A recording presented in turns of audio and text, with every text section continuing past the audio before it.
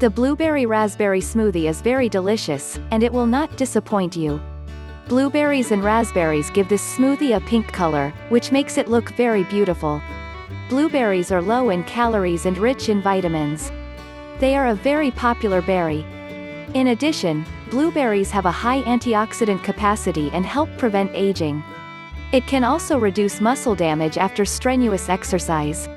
Blueberries are very healthy and nutritious. More importantly, they are sweet and colorful and can be enjoyed easily, whether fresh or frozen. Raspberry is a small, sweet fruit rich in vitamins, minerals, antioxidants and fiber. Raspberries can provide a lot of health benefits, and their cheerful color and delicious flavor can make this smoothie even more special. You only need about 5 minutes to make this delicious smoothie. First, add fresh or frozen raspberries and blueberries to the blender. Then add the yogurt, milk, vanilla and honey and stir at high speed until the mixture is smooth. If you like iced drinks, you can add ice.